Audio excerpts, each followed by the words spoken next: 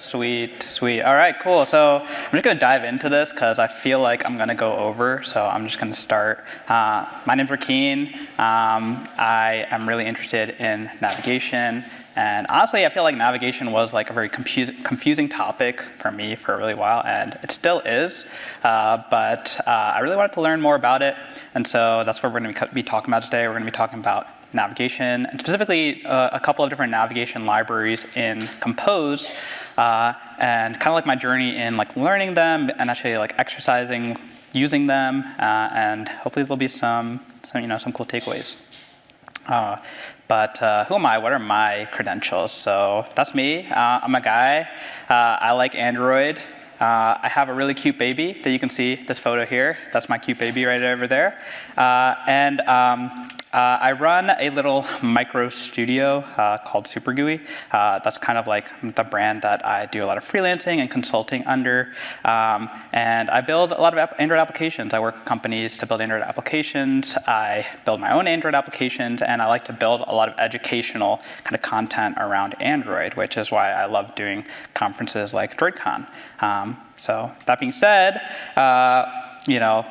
if you're interested in hiring like someone to do some Android work, whether it's building an app or even just having an extra like Android hand on deck, feel free to reach out to me. It's rikin@supergui.dev. There's also a website. If you just go to supergui.dev, it's super official. There's a scheduling link. You can schedule a call with me. It doesn't have to be about projects. You can just kind of complain about your company too, if that's what you want to do. But yeah, so that'll be my one plug for this talk. Cool.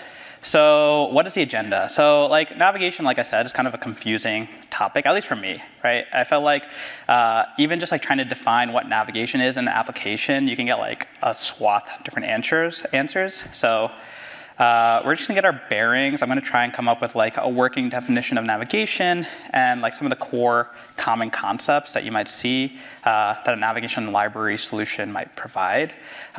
And then I'm gonna exercise navigation by coming up with some common navigation scenarios. And the way that we're gonna look at it is through the lens of a little sample app that I built kind of like with these 3 different libraries. So I built it 3 times, essentially. And then we're going to use that as our mechanism to just explore some libraries. Right, I'm going to be looking at 3 different libraries. We'll look at like the first party solution, so like we'll look at navigation compose, and then I'm going to be looking at 2 other libraries, one being like circuit, which is actually an architecture library that also has navigation built in, and then I'm going to be looking at Apix, which is again kind of like a navigation library, but also almost an architecture, but we'll kind of get there. And so this is going to also be like a kind of like very minimal slide and like kind of like jumping into the code base so that we can kind of just like look and see like how things are built and structured. And then we'll see if like there are some like nice little takeaways at the end. Also, I just want to clarify that like this is not going to necessarily be like a thorough like learn about these libraries. Like I'm not going to necessarily go into all the nitty-gritty details. It's actually going to be a pretty like rough, quick and dirty introduction to like maybe some of the core concepts that you might see. And it's really just going to try and focus on like exercising the library through these different navigation scenarios, right? And speaking on that, I'm not going to cover every single like navigation concern or scenario. I picked a couple that I thought were good enough and would keep the scope at like a reasonable level. This could be again like for like a later talk or like an extension of this. But for right now, we're just going to cover a couple of key scenarios that I thought were good enough. And I'm also not going to be like announcing my new special navigation library at the end of this. It might sound like, oh, like I'm leading up to these are all the problems with navigation, so here's my solution, use it. No. There's actually already a lot of navigation libraries that exist for Compose. And that was kind of like partly my inspiration to just learn like why are there so many libraries and why are they like tackling navigation in so many different ways, right? And so kind of speaking to that, like this is just a lot of like a lot of the various libraries I found when I was like, hey, like I want to do navigation in Compose. What do I use, right?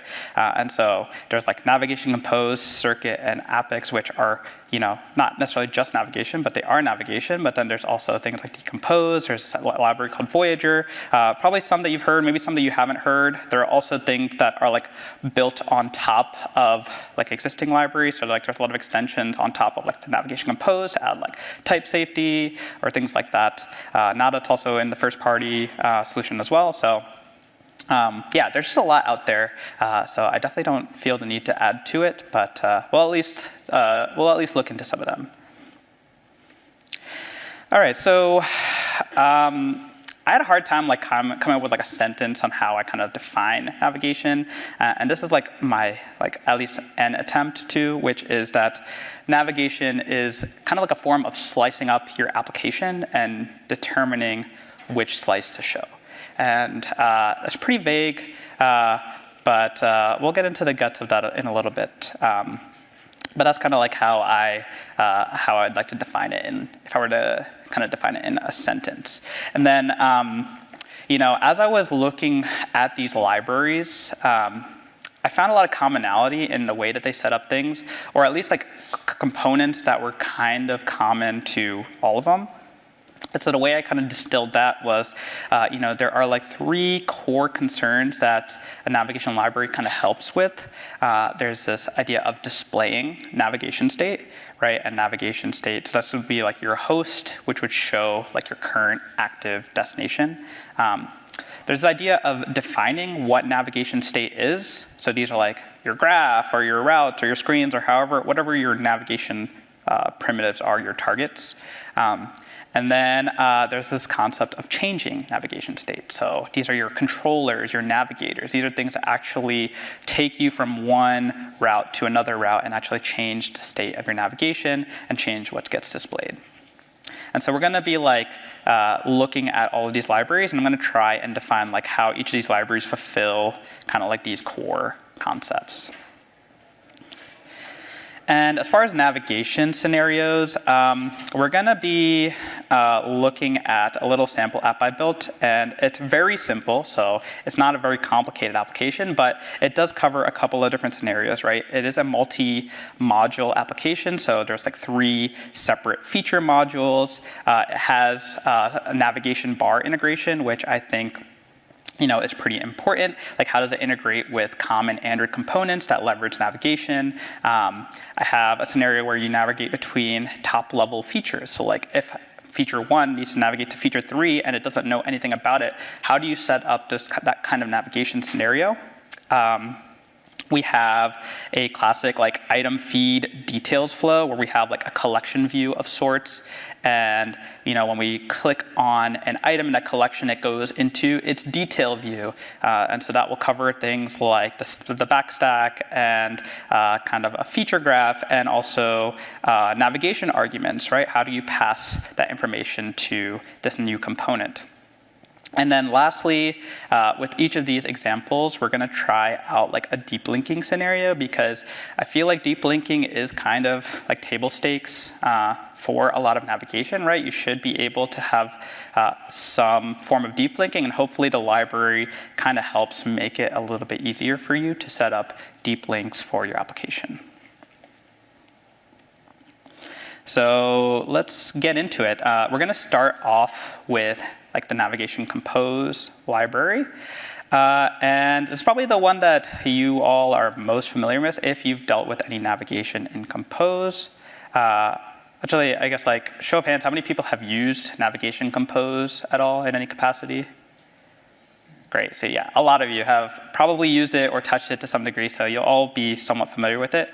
And so I'm gonna kind of keep the intro to it pretty short and sweet, but there are like, I would say 3 kind of like main components that kind of fill those core concepts I was talking about, right? We have the nav host, which really is what's displaying the current destination. We have our navigation graph, which is what we're using to define our navigation destinations and also like our routing info. How do we navigate to those destinations?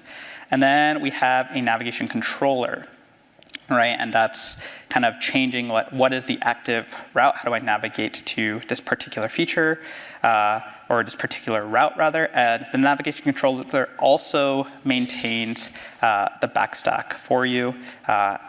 And so yeah, those are kind of the core components. And so I'm gonna switch over to Android Studio. Let's see if it works. Okay. And don't worry, I'll increase the text in a second. Let's open up this project. And then let's go to presentation mode. Let's see. Is that readable for most people? Can you? Okay, cool. And then let's just go over to main activity. Sure. All right. So we're in an app. We're in the app that I just talked about, right? This application right here, actually. Let me just open up the emulator. Cool. So this is the app that I built, and let's just like get a lay of the land here, right? We have our main activity just kind of like creates an app root composable, and then if we look at that, we have like a little view model here. We have our nav controller, so our nav controller kind of lives and is created at the root of our composition. And then we have like a scaffold that sets up our navigation bar as a bottom bar. And then we have our main content area, which is actually our nav host, right? And so our nav host kind of uses our nav controller, so it takes that as a parameter as well as a start destination.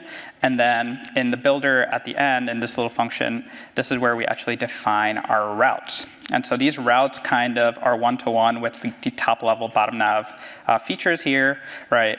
And each one of these routes, each one of these features lives in its own feature module, right? So if I open up the directory structure, right, you can see all of these. We have 3 main feature modules, and we have the core app module, right? And the actual routing information and the content, the composable that actually is the screen here, all lives within this feature module. And so the app module actually pulls in all of the feature modules, so it knows about it, but technically this feature module has no concept of like what lives kind of outside it, so it has no idea about the other features that it might need to navigate to. So yeah, so that's like the basic setup. Let's kind of go through those navigation scenarios and see how they're implemented, right? So let's go ahead and go back to main activity, right? And the first thing that I kind of mentioned, I'm just gonna hide this, is the bottom nav integration. So I have this navigation bar here, and I commented out some things that were kind of like, I took like the recommended documented way of hooking your navigation bar into Compose Navigation, and it had this like, it had me kind of like pull the current nav backstack entry and the destination from the nav controller as state, and it kind of used that to drive like the selected state for each navigation bar item. But I felt that was kind of weird because like I'm kind of used to like, I guess, having my presentation layer kind of handle the presentation state for this UI. So you can kind of see that I already even have these nav items set up in this app state that is just like holds on to a little bit of information that can be used to help render the bottom nav, as well as like some routing information to determine where to navigate to. So it felt weird that like part of the state was kind of like driven from my view model, right? But then part of that state lives kind of elsewhere and is driven by the nav controller.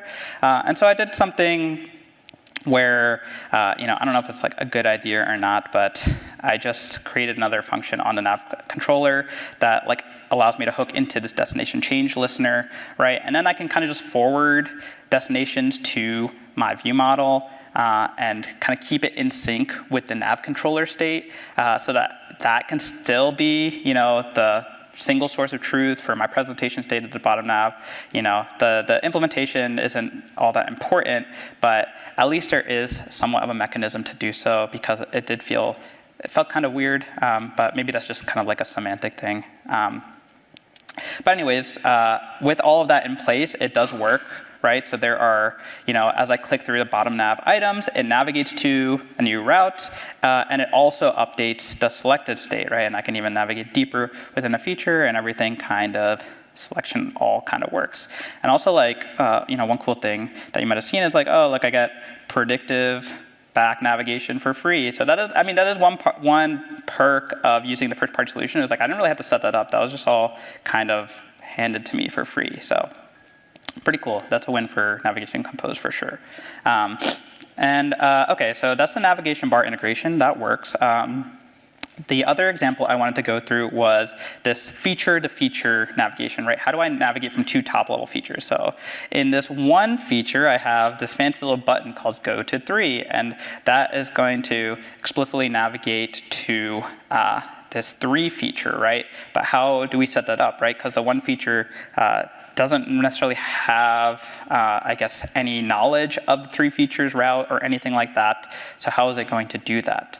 Well, if we go back to where the navigation graph is defined, you can see that one of the, kind of recommended ways to do that, which works pretty well, is, in this one route function, which is just an extension function on the nav graph builder, I can kind of pass down a lambda that will get passed all the way down to my content composable, right?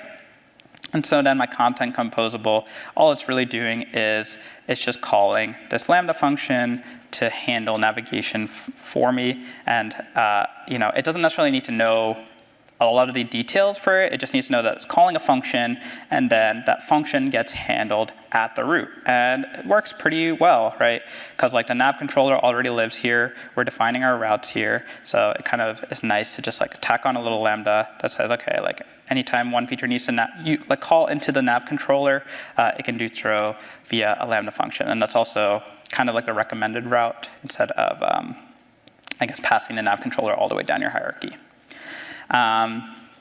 Okay, so then that worked out pretty well. The next thing I wanted to look at was specifically this feed details interaction, right? So I have this feed view.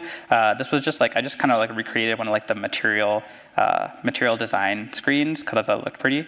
And so I can click in on any one of these things and it goes into a close-up, right, or a detail, right? And it's not displaying anything, it's just displaying the picture again, but there is this concept of exercising navigation arguments here. So let's see where that's defined.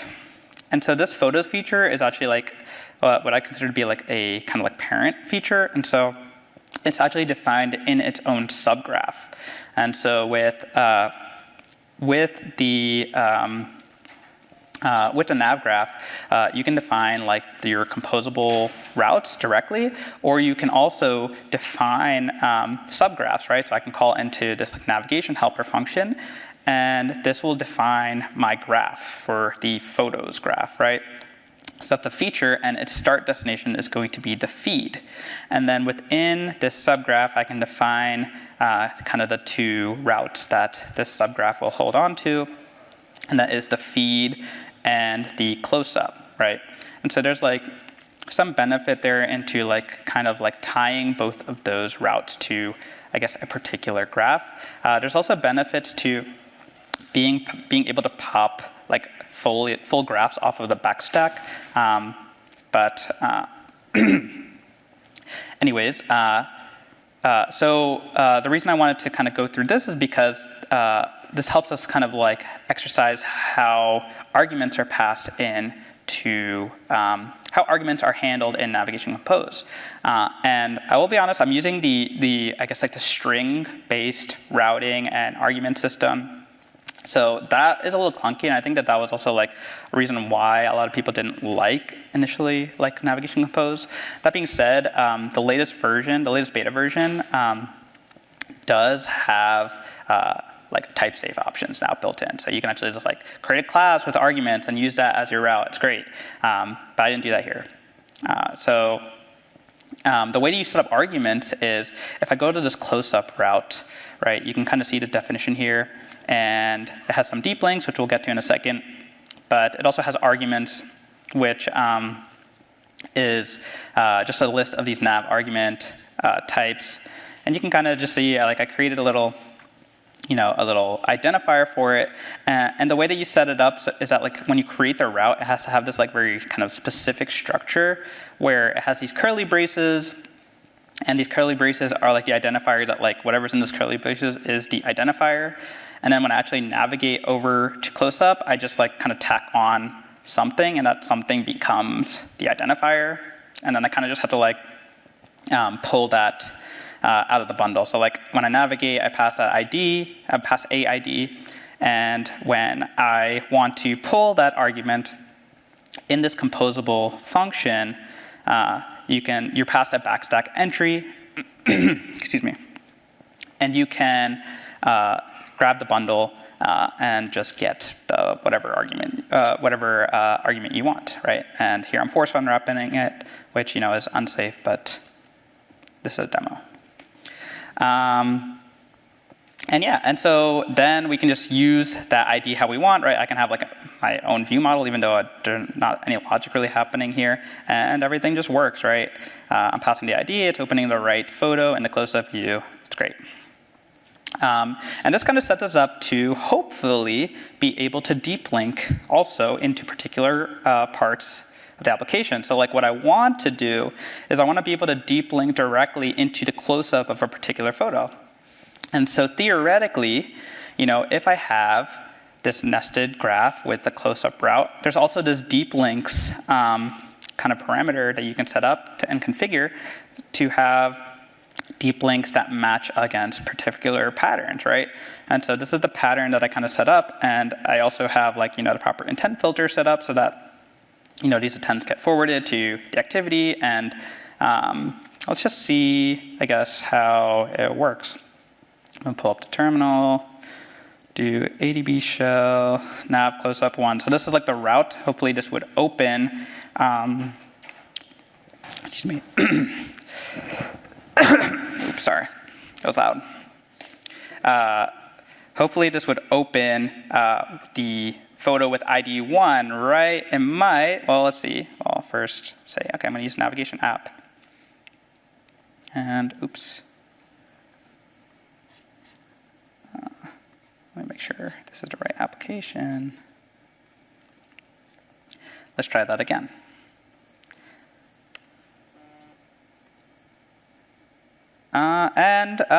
It kind of worked, but it didn't, right? It navigated over to the feed, and it didn't navigate the close-up. And actually, I couldn't really figure out how to get this to work. Felt like I set up everything properly, and this could just be something that I'm missing. But that was my experience, right? I tried, and it didn't work, and I didn't really have enough time to debug it. So maybe if you have set up deep linking in nested graphs, let me know. But otherwise, yeah, it just didn't seem to work for some reason. But it's unfortunate. But at least like deep linking generally did still kind of work, right? So I can navigate to the feed, right? I can also navigate to like particular feature, but it just felt like navigating into like a nested part of the graph wasn't working for some reason. Oh, really? Can we try it live? So it'd be like navigation, and like it'd be like this.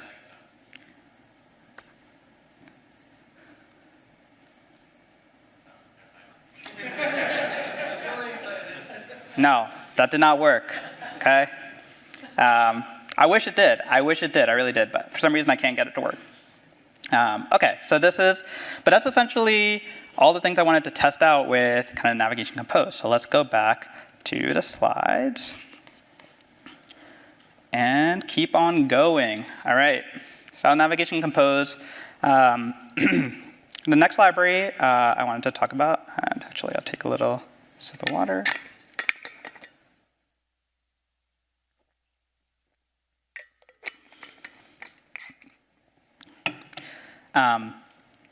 So next library I want to talk about is Circuit, okay?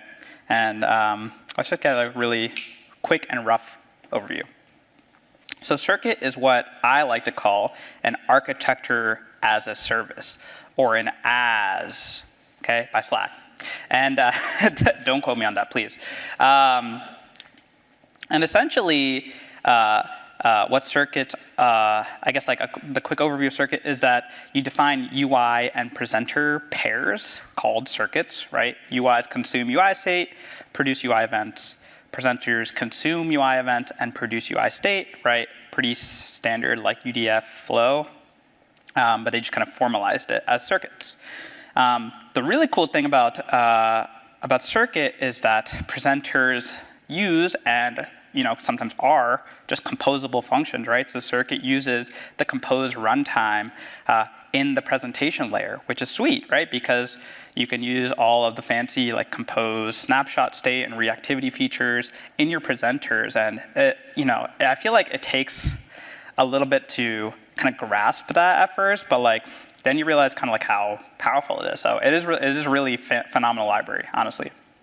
And it has its own navigation, which is technically optional, but I guess like if you're already using like circuit as like your like complete architecture, you might as well use like your navigation solution, which is also accessible from your presentation layer, which I think is great. So, and then this is like a diagram that I stole from the circuit docs that kind of just like, if you're into diagrams, this is like, I guess, the core concepts. And you can see this counter screen is kind of like this definition, this type, really just an interface that kind of ties everything together and is the identifier for a particular presenter UI pair.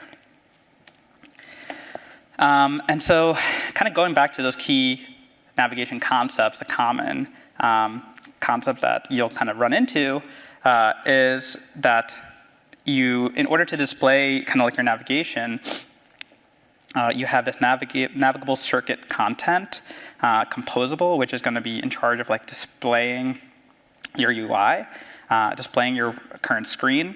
And I mentioned that you have this concept of screens. These are like your routing mechanism. This is how you kind of define your navigable targets, right? Your navigation state. And it's also a marker interface for your kind of logic too. So like your UI logic circuit, right?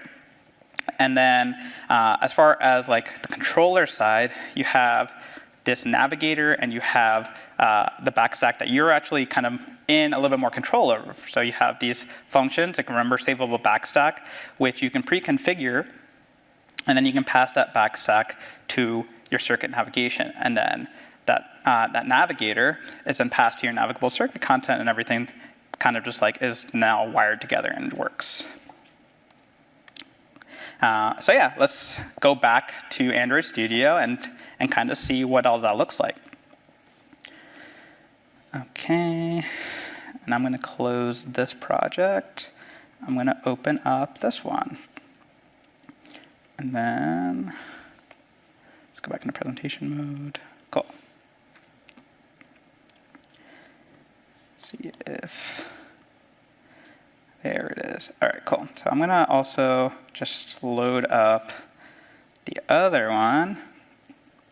Cool. And so now we are in a completely different application, but hopefully, it looks pretty much the same, right? It's the same general application, 3 core features. Each feature lives in its own module, and everything still kind of works the same.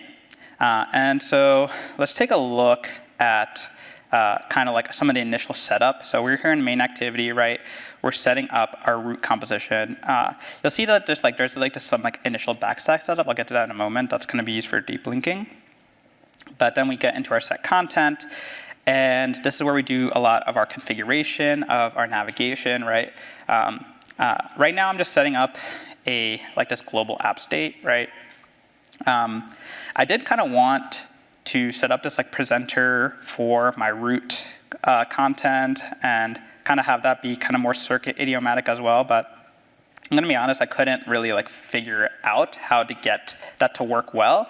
So I guess a lot of my circuit isms might not be that great, but hopefully it will still kind of showcase the library and how it does navigation, right? But that being said, right, you can set up your backstack, right? Remember savable backstack, you set up your navigator. And then you have this thing called a circuit. Now, generally speaking, you don't like set up a circuit in the composition, right? This would probably live in Dagger. And in fact, circuit has a lot of like Dagger related helpers and cogen things. So like it kind of like, hopes that you use Dagger as like your dependency injection solution because it makes using circuit a lot more ergonomic. But for the purposes of this demo, I am not using it. I'm just creating an instance in my composition, right? And this circuit is just like, you add all of like the expected presenter and UI that you might actually see in your application, right? And this kind of does all of the wiring. Okay. This does all the wiring, right? And so, you should read the docs to see like, how kind of like all of this works at a better point, but just know that like, this is kind of like wiring all of the features and the logic to those features together. Okay, and it's keyed by these screens, right? So you can see that the screens are the primary navigation target, right? And these screens are just interfaces. They actually have some like semantic value too. So like a lot of times you'll see that the screen is some object, but then like the state and events are like kind of like related or associated types to the object. So a lot of times you'll just define your state and your events in your screen representation. But again, the screen, it lives in its own feature module, right? And all these feature modules are in charge of their own screens or presenters and whatnot. Okay, so let's go through those kind of exercises again. So the navigation bar integration is not all that interesting. It's kind of doing a lot of similar things with Navigation Compose, at least the way I set it up. Only this time I'm actually just like mutating some state internal and it's not handled in my view model. So that's not as cool, but generally it looks the same, right? We call reset. The one difference here is we're calling reset root, right? And that's just like resetting the root to the navigation item screen. And so like now each bottom nav holds on a screen as its routing mechanism. And then it has these like options to save and restore state. So like, if I navigate over to a particular part of the screen and then I go back, it's still kind of in that state. So works out pretty well. That wasn't too hard to integrate. And then similarly, this like navigating from, sibling features. This go-to-3 function works, right? But it isn't really set up in the best way. Again, I'm just kind of like passing a lambda into this presenter factory, which will eventually kind of get passed down to the presenter.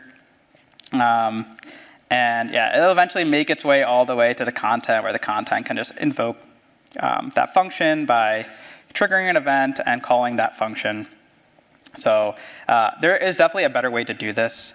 So I'd recommend like actually playing around with circuit to find a better way. But if you need to do something that isn't necessarily like a paradigm of the architecture, you can still do it, right? It still kind of works with circuit before we get into like the correct way to do it. Okay, so then.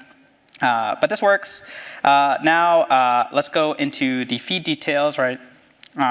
So I'm going to go over to the feed screen. And so this is where things get interesting, right? So now we know if I'm in a circuit, I actually get access to presentation and navigation information in my presenter, right? So the factory that I use with my feed presenter can be passed to Navigator, which I can pass to the presenter itself.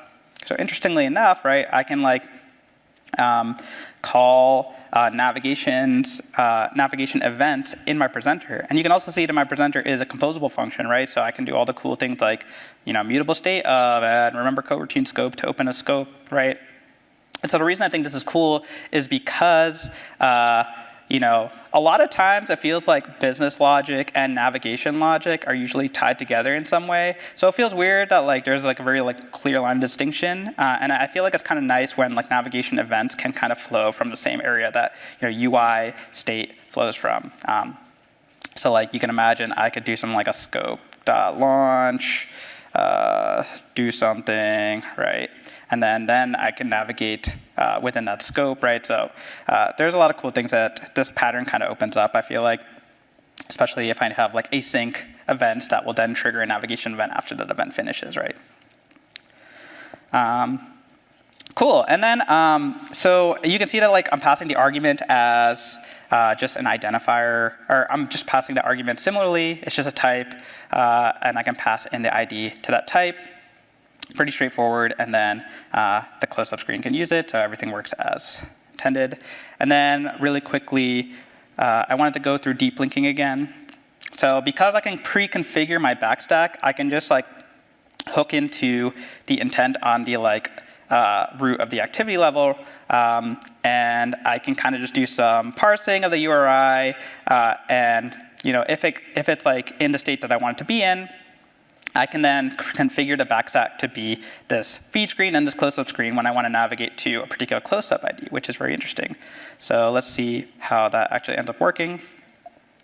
And I'm going to go navigation close-up. Here we go, ID. So this is the way I set up the route. Go to navigation circuit just once, and it works. So if I hit back, you're gonna go back to the feed. That's pretty cool. You can see that it actually, there's still a bug with it, but yeah, I didn't have time to fix everything, but I built this application 3 times, okay? So cut me a little bit of slack, please. All right, so that's circuit, and we have one more to go through, so let me see if I can really get through it. Go back to my presentation. All right, we're gonna go to Apix now. And so really quick overview, Apix is another navigation / architecture library by Bumble. And this whole thing is, it's this tree of nodes, right? And so these nodes have like logic and rendering, which, that breaks single responsibility principle, I don't know. It has a life cycle. These nodes have like children, so there's this parent-child relationship, and you'll kind of see like how things are structured. And then navigation is just a function of this state, right? It's a function of this tree, which is a really cool concept, but it's also really difficult to grasp at first. And then these nodes have components, right? It has a backstack, and it even has this like spotlight component, which like mimics like a view pager. But you can create your own components that are like visual representations of navigation. Right, and so here's like this little GIF that I stole from the Apix kind of documentation, which kind of shows shows how you would represent your application as a tree of nodes. Like, and some of these nodes are like kind of more like scopes that hold a bunch of features, right? So pretty cool. And then the key navigation concepts here are you have a node host, which is going to create our root node. Each node could potentially have navigation targets, which help us define like what our children could be. So we map child nodes to these navigation targets. And each node can have its own content function, which is a composable. So you can create your own compose view hierarchy from there. And then the component can be like a backstack or whatever you decide. All right, so let's see if I have time for a really quick demo. I'm gonna open, nope, that's not the one.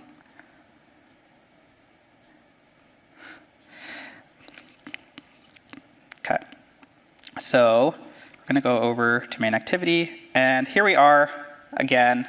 Let me see if I can open this and get rid of this. Right, same application, same story again, but let's see how it's set up. Right, so we have our node host. It does some integration with like the Android lifecycle, so it hooks into like Android lifecycle methods from the activity. And then what I'm doing here is I'm constructing a root node.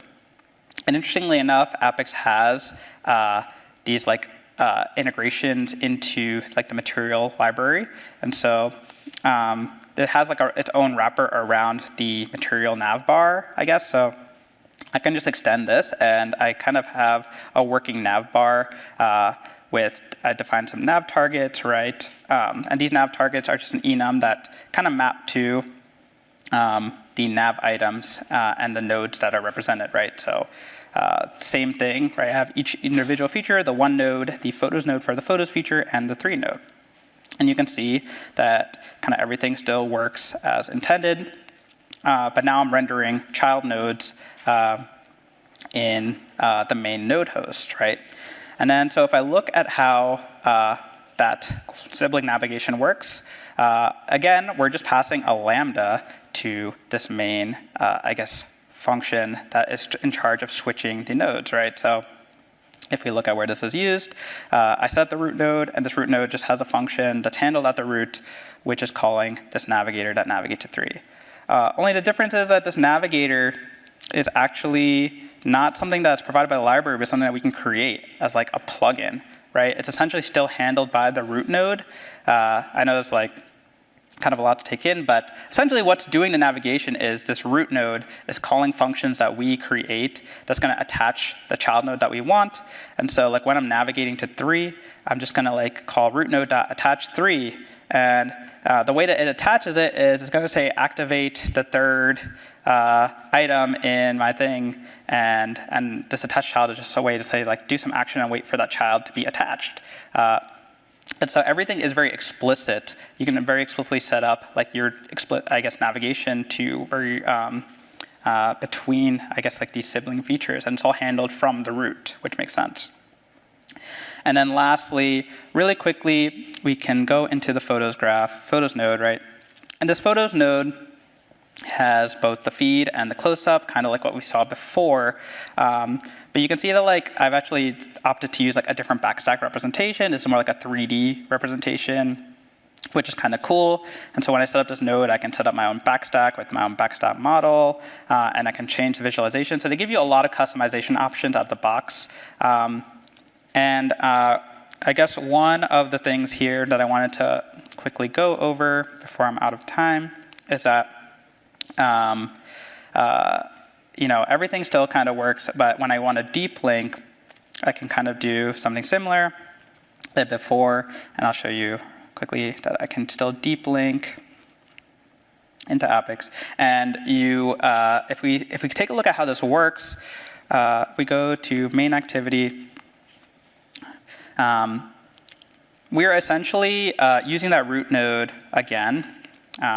We're calling handle deep links, very similar to how Circuit set it up, where you just handle deep links at the root, parse that deep link wherever you need it to, and then you can navigate to where you want to go. So here I'm calling this like navigator to navigate to close up, which actually is more of like this like kind of like fluent API where, you know, I'm at my root node, I'm going to attach the photos node. The photos node is going to wait for the feed to be attached, and then once the feed is attached, I'm going to attach close-up and add, I guess, that close-up with the ID. And you can even, like, these are all suspend functions that you're creating. So, I mean, like, I added some artificial delay so that it actually looked like it's simulating that navigation event. But you can kind of see that, like, with Apix, like, it's more the concern of like each node is concerned for like its children, and so in order to construct like this like deep linking thing, you kind of have to just like say that like, okay, like I'm going to navigate from the root down to where I need to go and be very explicit about it, which I find very interesting. So yeah, I think that is pretty much what I wanted to cover. So let's go back. And quickly go through some takeaways, right? Essentially, what I found out here is that there isn't one right solution, right? You know, if you're already in like the kind of like Android AAC universe and you know, you're already kind of embedded there, like I feel like Navigation Compose just kind of works out of the box for you. You know, it might not be perfect, but it does work well. And I guess like one thing I didn't touch on is that like both I guess Apix and Circuit are KMP. So like if KMP is important, like that's probably a consideration that you might want to take. And so maybe if you're using Circuit as your architecture solution, you should probably use their first-party navigation, right? Or if you want a lot of like gesture support and animations, like Apix is really good at like, creating very custom navigation models, and like you know. You don't just need like a backstack. You can also create like really cool. They have a lot of cool demos on their documentation site. I actually recommend that you take a look. So there isn't one right solution, but it just kind of proves the point that like navigation is a hard problem, right? And so like there are a lot of different ways to solve it.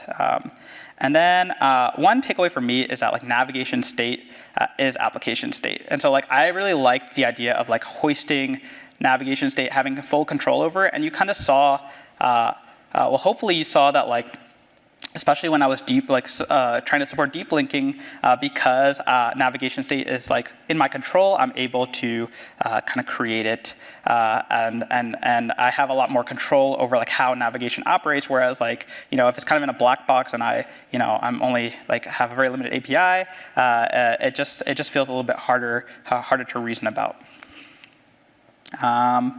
And yeah, just like, explore these libraries and have fun. That was really like the main kind of like takeaway for me is like, it's fun exploring these libraries. They're really like well-built pieces of software, and they're all open source. So it's really cool that you can just like kind of dive in and learn about it.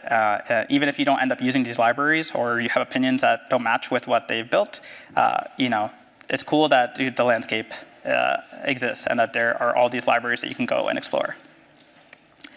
And I think hopefully I'm at a good time, but that's pretty much it for my presentation. So, thanks for, taking the time, and yeah, thank you.